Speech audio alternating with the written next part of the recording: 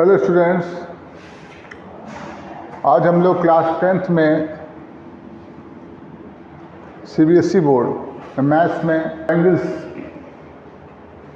Chapter में similarity के बारे में पढ़ेंगे। किसके बारे में?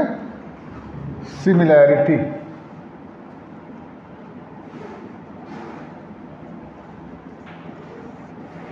दो ट्रायंगल्स सिमिलर कब होते हैं, इसकी डिफरेंट कंडीशंस हैं, इनको जानेंगे, उसके बाद क्वेश्चंस को सॉल्व करेंगे। ठीक, तो सबसे पहले देखिए,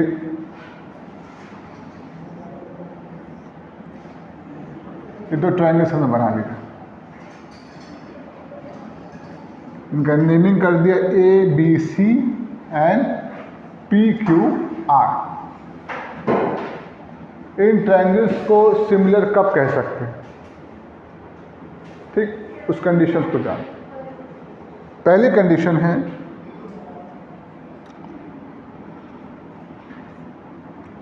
if two angles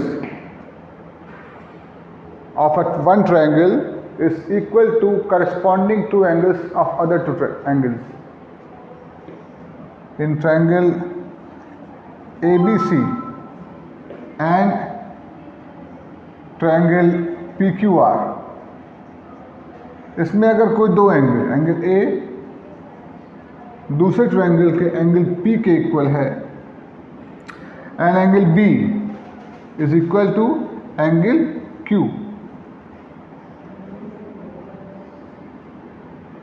सिर्फ आपको यही गिवन है और कुछ भी नहीं पता, तब भी इन ट्रायंगल्स को सिमिलर कह सकते हैं। सिमिलैरिटी का मतलब समझते हैं? एक ही शेप का ऑब्जेक्ट जब होता है। कुछ ऑब्जेक्ट्स होते हैं जो हमेशा सिमिलर होते हैं हर कंडीशन में, जैसे स्फीयर है, छोटा स्फीयर लीजिए, बड़ा स्फीयर लीजिए या मीडियम साइज का लीजिए, सब सिमिलर होंगे। एक छोटी सी बॉल, फुटबॉल, वॉलीबॉल, सब क्या है? सिमिलर है। स्क्वायर, जितने भी स्क्वायर आप बना सकते हो सब सिमिलर होंगे। लेकिन ट्रायंगल्स में हर एक ट्रायंगल सिमिलर नहीं होते, इसमें कुछ कंडीशंस होती हैं, जो उस कंडीशन को सेटिस्फाई करते हैं वही ट्रायंगल सिमिलर होते हैं। तो ये पहली कंडीशन है, अगर दो ट्रायंगल्स के दो एंगल्स इक्वल हों तो इनको सिमिलर बोलेंगे। Then triangle ABC similar triangle PQR, इसको कहते हैं angle angle similarity.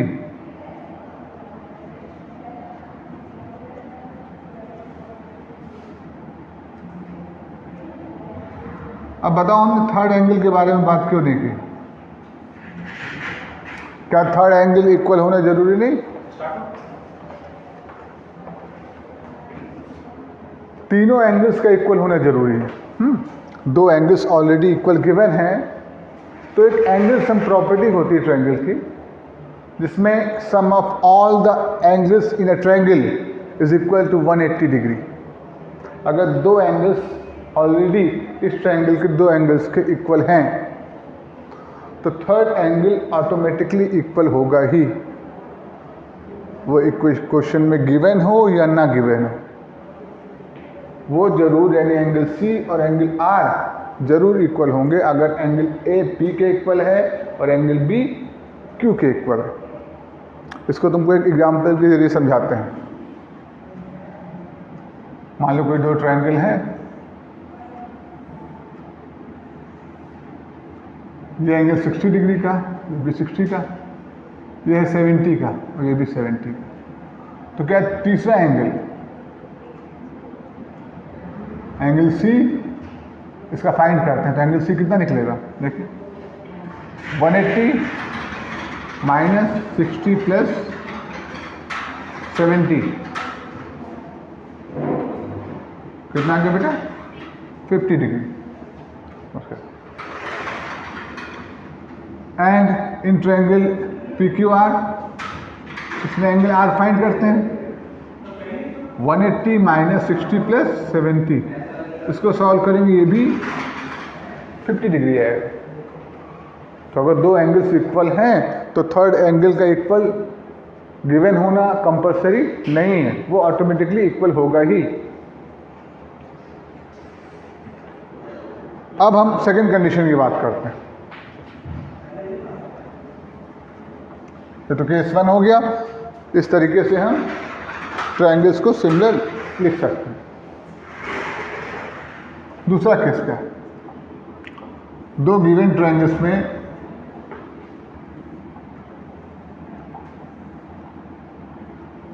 ABC and PQR, इसमें अगर दो साइड्स का रेशियो, इसकी दो साइड्स का रेशियो, इसकी दो साइड्स का रेशियो इक्वल हो, जैसे इन triangle ABC and triangle PQR, if AB upon PQ, AB और PQ का रेशियो BC और QR के रेशियो के इक्वल गिवन हमको क्वेश्चन में, एंड इन दोनों साइड्स, जिन दो साइड्स का रेशियो इक्वल है उन दोनों साइड्स के बीच वाला एंगल, यानी एंगल B और इसमें एंगल Q, अगर एंगल B और एंगल Q ये इक्वल है तब भी इन दो ट्रायंगल्स को हम सिमिलर कह सकते हैं।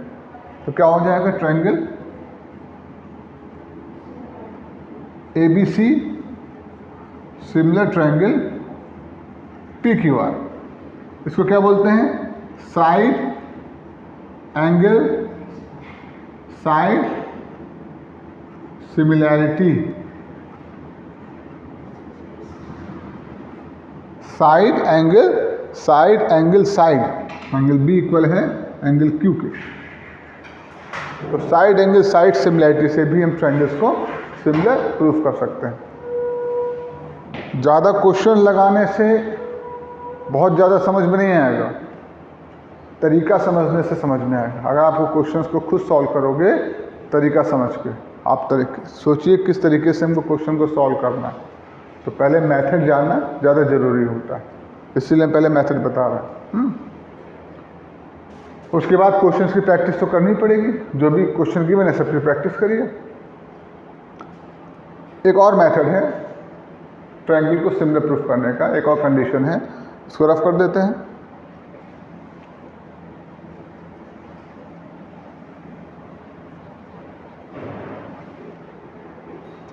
देखिए, तीसरी कंडीशन है अगर हमको कोई भी एंगल इक्वल नहीं दे रखा हो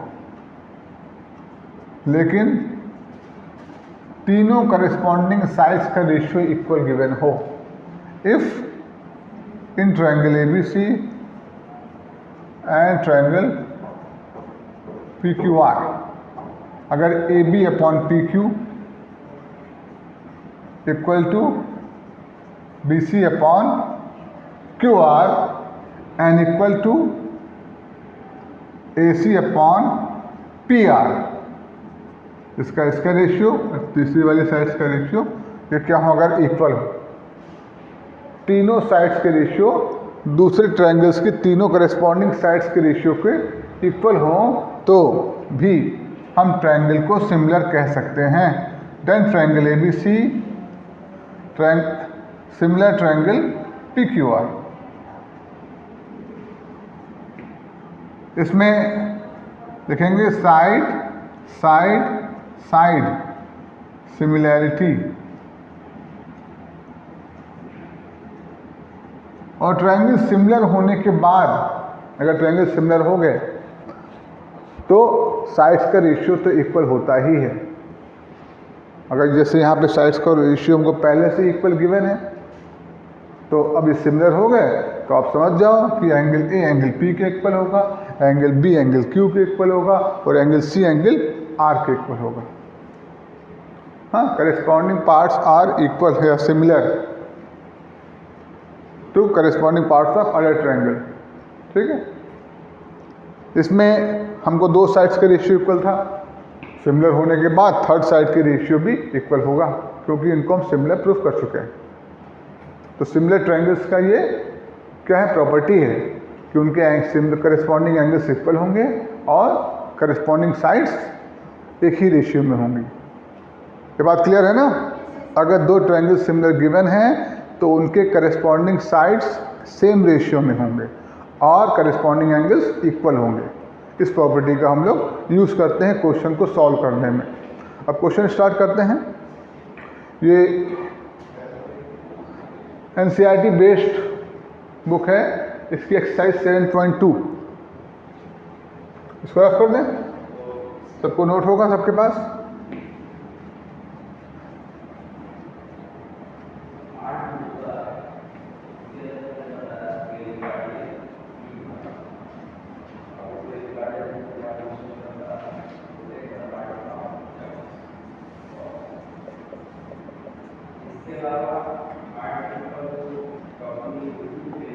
NCERT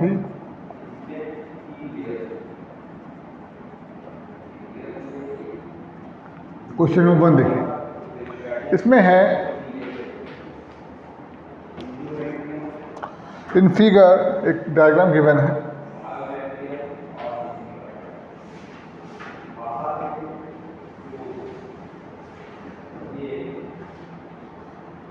ABC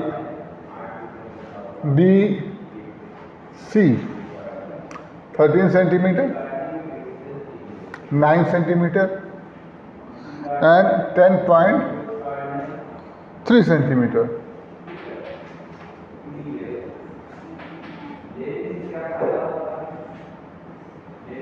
नाइन सेंटीमीटर सिर्फ BD है, हाँ BD 9 है, AB है 10.3 और AC 13 है। फाइंड AD,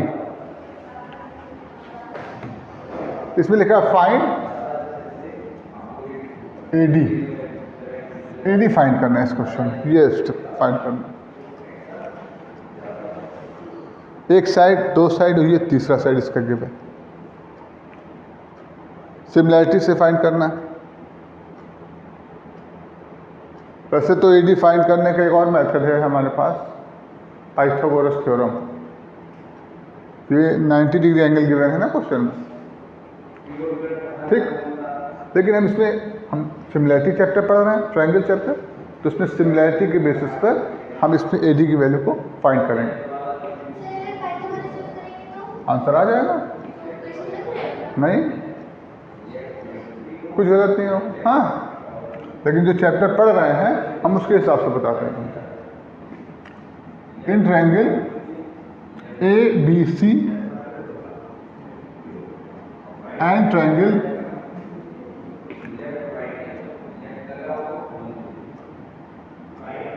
ये छोटा ट्रायंगल है, हाँ, ABC और DBA ट्रायंगल। हमने इसका नाम इस तरीके से क्यों रखा? कुछ सोचने वाली बात है ना। हम इसको ABD भी बोल सकते थे, लेकिन क्या लिखा हमने इसको? DBA। इसकी खास वजह है, वजह यह है कि इसका बड़े ट्रायंगल का एंगल A 90 डिग्री का है। तो कितने डिग्री का है? और छोटे ट्रायंगल का ये 90 डिग्री का है। तो जब भी सिमिलर प्रूफ करते हैं तो करस्पॉन्डिंग एंगल्स और करस्पॉन्डिंग साइड्स पे ध्यान देते हैं। नेमिंग करते समय भी शुरुआत में इसमें A आया 90 डिग्री वाला एंगल, तो शुरुआत में इसमें क्या आएगा? D। ये भी तो 90 डिग्री वाला एंगल है छोटे ट्रायंगल के लिए। एंगल B इसमें और बड़े वाले में कॉमन है, तो दूसरे नंबर पे B रखा था, तो दूसरे नंबर पे यहाँ भी हमने B रखा, तीसरे में जो बचा वो रख देंगे। अब इसमें कौन कौन से इक्वल है?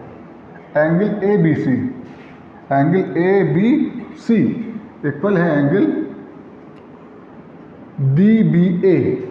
DBA क्यों इक्वल है? क्योंकि ये कॉमन है। क्या है? कॉमन। अच्छा, एंगल 90 गिवन है कि नहीं? AD perpendicular to BC, angle CAB 90 सब गिवन है, हाँ। अब देखो, एक चीज इक्वल आ गई, दूसरी एंगल CAB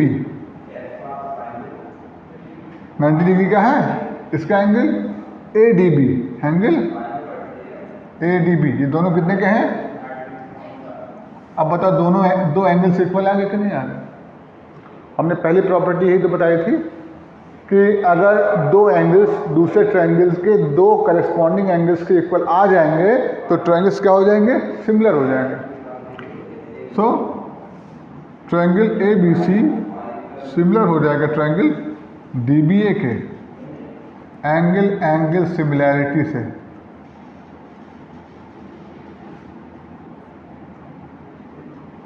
अब सिमिलर ट्रायंगल्स के करस्पॉन्डिंग पार्ट्स क्या होते हैं? करस्पॉन्डिंग एंगल्स इक्वल होते हैं और करस्पॉन्डिंग साइड्स रेशियोस इक्वल होते हैं।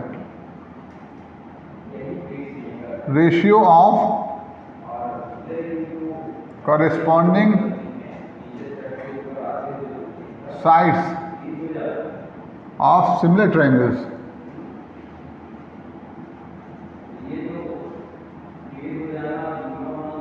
are equal.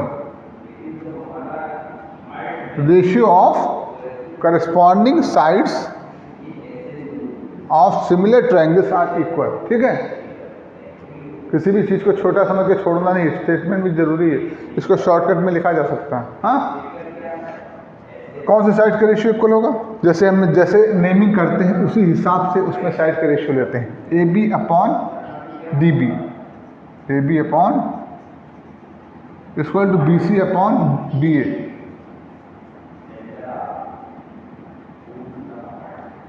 Equal to A C upon D A.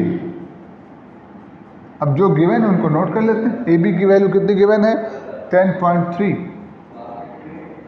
D B की वैल्यू 9, बी सी की वैल्यू बी सी हमको नहीं मालूम,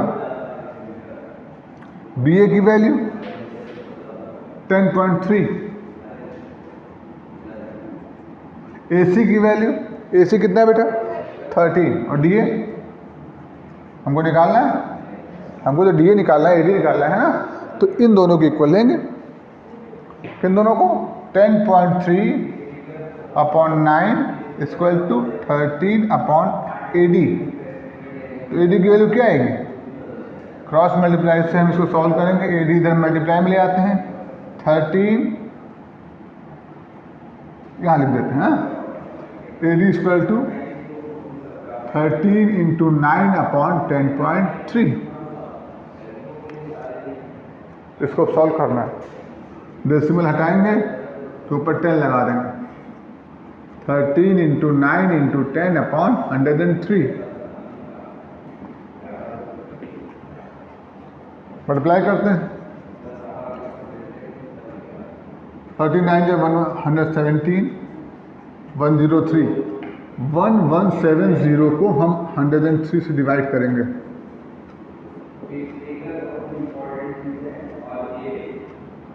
कितना बचेगा बेटा? 37।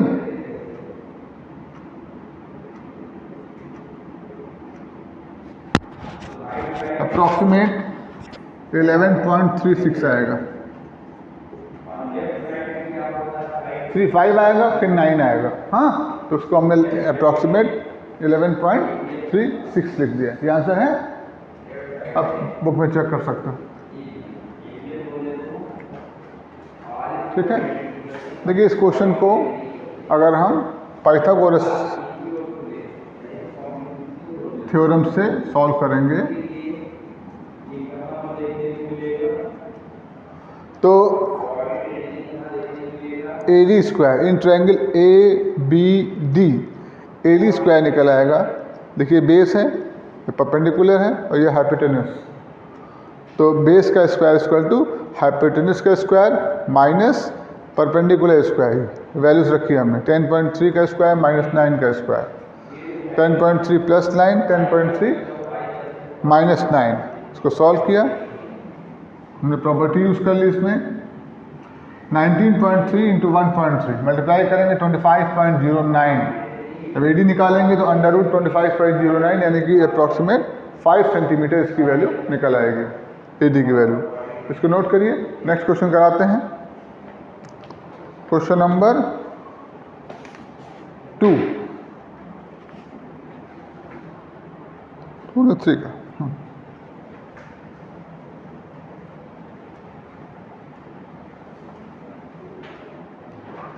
क्वेश्चन नंबर 2 है,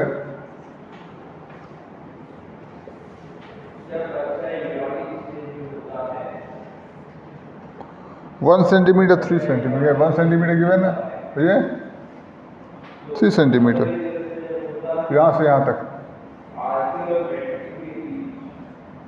एक ट्रायंगल है ए बी सी, इसमें एक बी सी के पैरेलल लाइन एक्स वाई है, X Y is parallel to B C, ठीक, गिवन ए सी की ए एक्स की वैल्यू गिवन है 1 सेंटीमीटर एंड बी एक्स है 3 centimetre.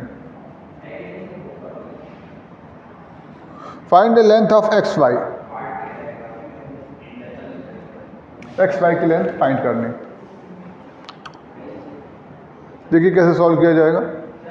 In triangle A X Y and triangle A B C, A X Y and A B C, इसमें angle A यानी angle x ए Y और angle B ए सी, x ए Y और angle B ए सी यानी ये angle, ये दोनों angles क्या हैं, कॉमन है। क्या है बेटा, दोनों ट्रायंगल का ये कॉमन एंगल।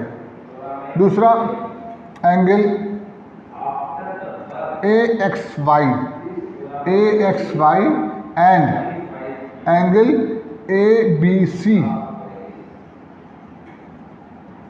ये है करस्पॉन्डिंग एंगल्स। अगर दो लाइंस पैरेलल होती हैं और एक ट्रांसवर्सल काटती है तो एक ही साइड बनने वाले एंगल्स को करस्पॉन्डिंग एंगल्स कहते हैं। अब ये दोनों एंगल्स इक्वल हुए तो triangle A X Y similar हो गया ट्रायंगल ए बी सी के बाय एंगल सिमिलैरिटी।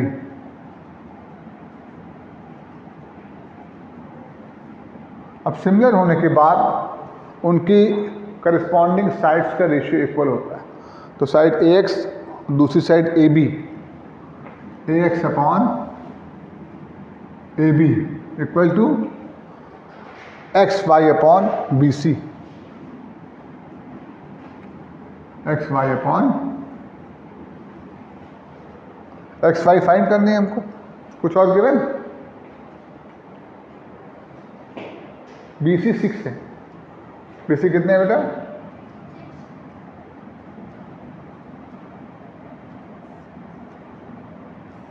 अब वैल्यूज रखते हैं। ए एक्स की वैल्यू 1 है और ए बी की वैल्यू, ए बी की वैल्यू है 1 + 3, कितनी है, हाँ। एक्स वाई की वैल्यू नहीं पता और बी सी की वैल्यू 6 है। 6 मल्टीप्लाई में आएगा 6/4 = एक्स वाई। सॉल्व करेंगे तो एक्स वाई की वैल्यू आ जाएगी 1.5 सेंटीमीटर, ये आंसर। ट्रायंगल्स को सिमिलर किया, सिमिलर ट्रायंगल्स के साइड्स का रेशियो इक्वल होता है। तो इन दोनों ही ट्रायंगल्स में साइड्स का करस्पॉन्डिंग साइड्स का रेशियो इक्वल करके हमने जो अननोन क्वांटिटी थी एक्स वाई उसको फाइंड कर लिया। नोट करिए,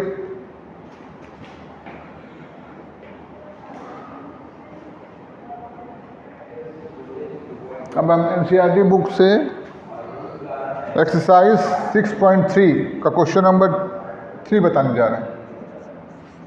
इस क्वेश्चन में लिखा है कि diagonals AC and BD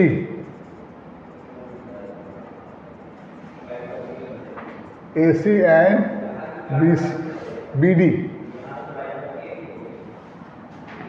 of a trapezium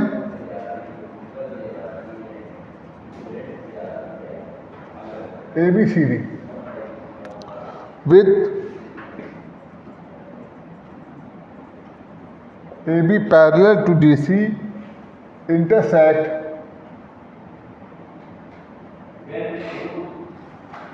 each other at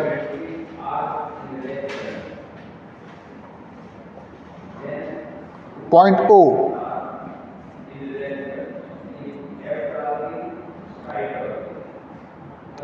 show that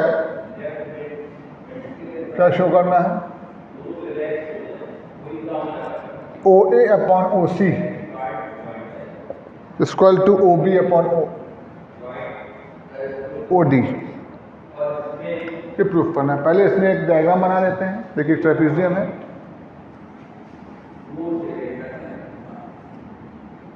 trapezium में अपोजिट साइड्स का एक पेयर पैरेलल होता है।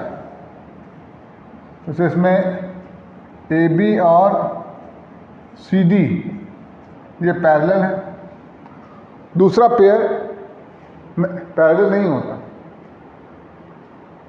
इसमें दो डायगोनल्स AC एंड BD ये ड्रॉ किए, देखिए हमने, ये इंटरसेक्ट करते हैं O पॉइंट। यहाँ पर ये गिवन है क्वेश्चन, इसलिए प्रूफ करना है OA upon OC equal to OB upon OD। ठीक है,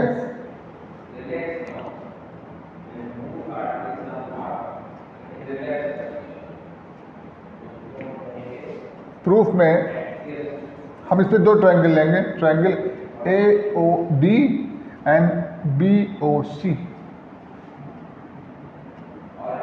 इन ट्रायंगल, अब इन ट्रायंगल्स को हमको सिमिलर प्रूफ करना पड़ेगा। देख रहे हो ना, ये ट्रायंगल्स कब सिमिलर होंगे? जब कोई दो एंगल्स इक्वल होंगे। क्या इन ट्रायंगल्स को आप सिमिलर प्रूफ कर सकते हो? नहीं कर सकते हो। इन ट्रायंगल्स को आप सिमिलर प्रूफ नहीं कर सकते हो। जिनको प्रूफ कर सकते हो उनको लेना पड़ेगा, इनको AOB को और COD, AOB and triangle COD। इसमें बताना होगा पहले कौन सा एंगल इक्वल, तो बता सकते हैं इसमें से angle O, angle AOB equal to angle COD। हाँ, AOB COD। हाँ, क्यों है? वर्टिकली कोई दूसरा एंगल बताइए। दो एंगल इक्वल करने हैं ना, एक से तो काम चलेगा नहीं। ये एंगल इसके इक्वल हो गया। अब कोई और बता सकते हो? हम बता सकते हैं, हमको दिख रहा है, आप भी देखिए। ये एंगल इस एंगल के, ये पूरा एंगल,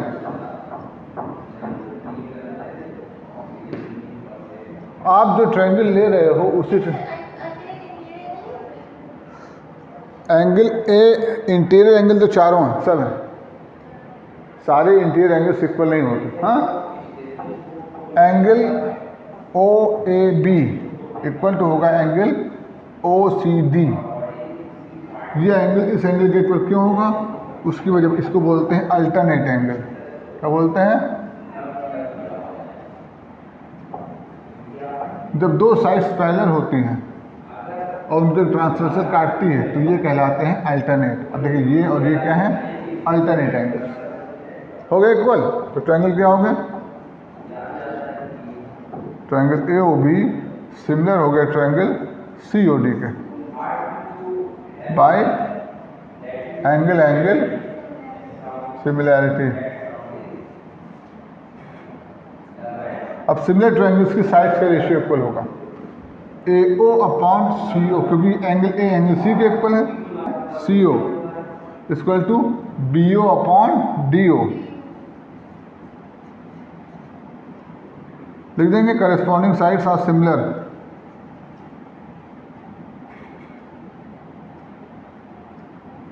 रेशियो ऑफ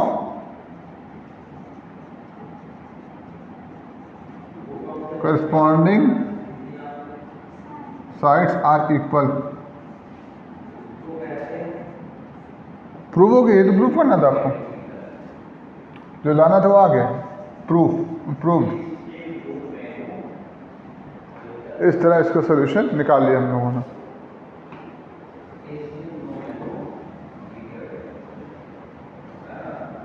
ठीक है, इसको आप लोग नोट करिए।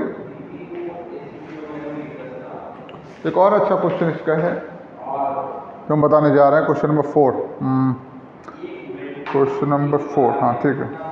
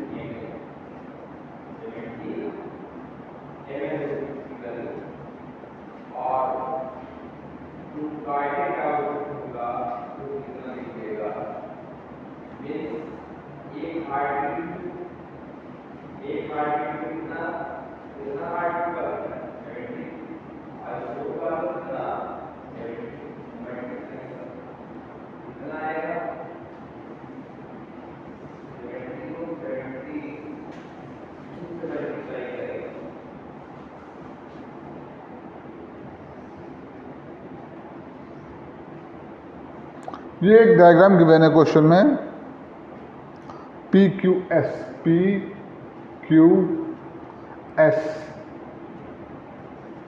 आर है, ये टी है, इसमें एंगल 2 इसको माना गया है और एंगल 1 ये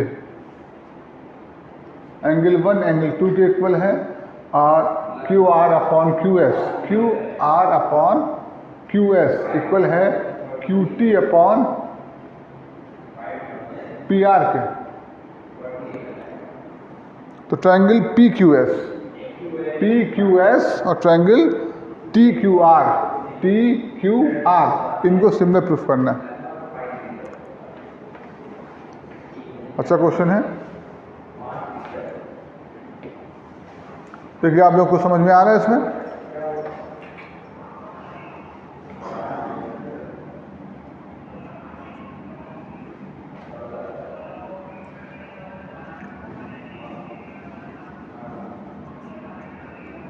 सबसे पहले इसमें हम ट्रायंगल पी क्यू आर लेंगे। क्या लेंगे? इन ट्रायंगल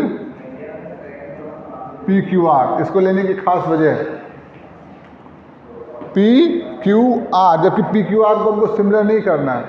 इसको हमने इसलिए लिया कि इसके दो एंगल्स इक्वल हैं, एंगल 1 भी इसी में है और एंगल 2 भी इसी में है कि नहीं? एंगल 1 इक्वल टू है एंगल 2। एंगल 1 का क्या नाम है? P Q are. क्या बोलेंगे इसको? और एंगल 2 को बोलेंगे angle P R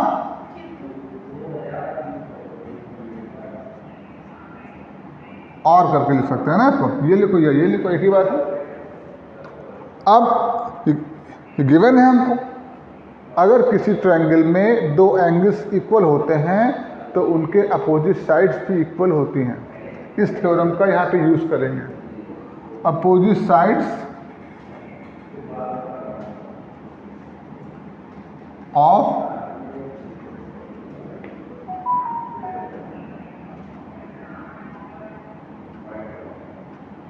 opposite sides are equal in to opposite angles, to equal angle।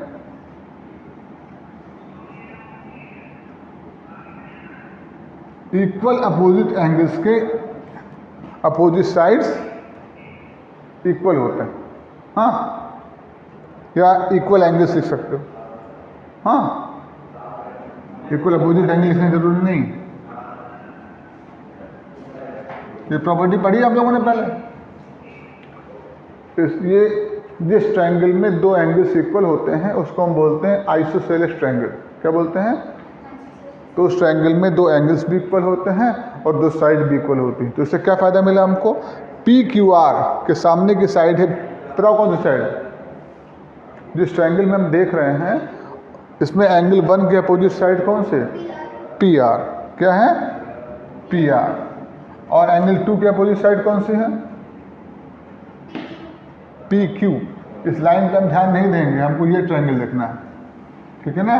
तो एंगल 2 के अपोजिट है पी क्यू, इक्वल आ गया, इसको मान लिया इक्वेशन 1। नाउ अब जो गिवन है, चूंकि Q R upon Q S equal है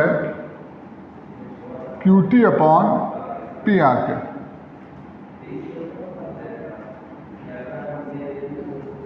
फ्रॉम इक्वेशन 1 से पी आर की वैल्यू पी क्यू यहाँ पे रिप्लेस की जा सकती है, रख सकते हैं। तो आ जाएगा Q R upon Q S equal to Q T upon P Q. क्या आ गया अब?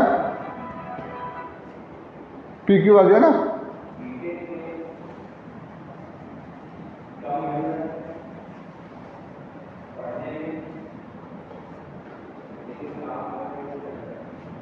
अब इन ट्रायंगल, जो ट्रायंगल सिमिलर प्रूफ करना है, P Q S and triangle T Q R, इसमें देखो दो साइड्स का रेशियो इक्वल है, Q R upon Q S equal to Q T upon P Q.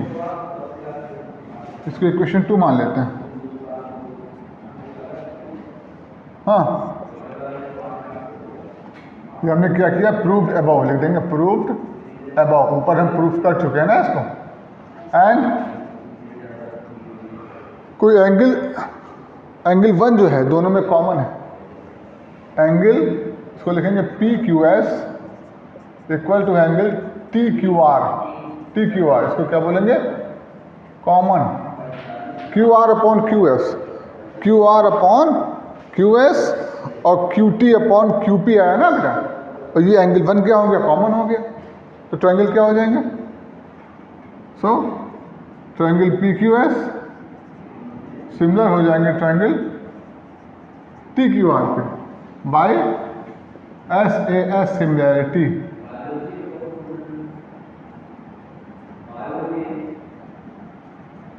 Prove हो गया, ठीक है, उतार लीजिए। तो आज की क्लास बस यहीं एंड करते हैं, ठीक है।